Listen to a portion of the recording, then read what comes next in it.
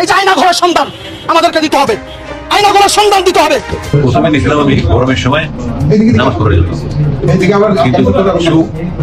চোখে বন্দুক লোড করার মতো ক্রস করে শব্দ করে যাতে আরো ভয় পায় আরো বলে এই ওরা একজন আবার। বর্তমানে আলোচিত আয়নাঘর। শেখ হাসিনার পতনের পর আয়নাঘর আবারও আলোচনায় উঠে এসেছে। সেখান থেকে ইতোপূর্বে 3 জন বন্দী মুক্তি পেয়েছেন। গত 2 দিন রাজধানীর কচুক্ষেতে আওয়ামী লীগ সরকারের আমলে গুম হওয়া মানুষের খোঁজে ভিড় জমাচ্ছেন স্বজনরা।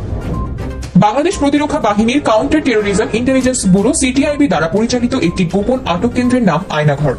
ধারণা করা হয় এখানে কমপক্ষে 16টি কক্ষ রয়েছে, যেখানে একসঙ্গে 30 বন্দী রাখার সক্ষমতা রয়েছে। আয়নাঘরটি বাংলাদেশের সেনানিবাস এলাকায় অবস্থিত বলেও ধারণা করা হয়।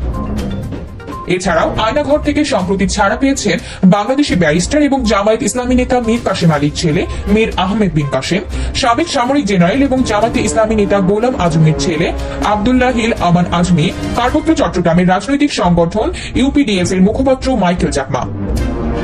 বিচার বহির্ভূত হত্যাকাণ্ড সহ এসব ঘটনার জন্য জাতিসংঘ ও বিভিন্ন মানবাধিকার রক্ষাকারী সংস্থা যেমন হিউম্যান রাইটস ওয়াচ ও অ্যামনেস্টি ইন্টারন্যাশনাল তৎকালীন বাংলাদেশ সরকারকে নিন্দা প্রস্তাব জানায়।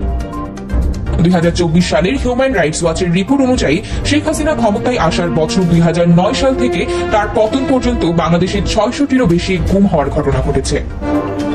রিপোর্ট অনুযায়ী আয়নাঘর থেকে খুব কম বন্দী মুক্তি পেয়েছে, তবে কিছু বন্দীকে দীর্ঘ 4 বছর প্রক্রিয়ার মাধ্যমে মুক্তি দেওয়া হয়।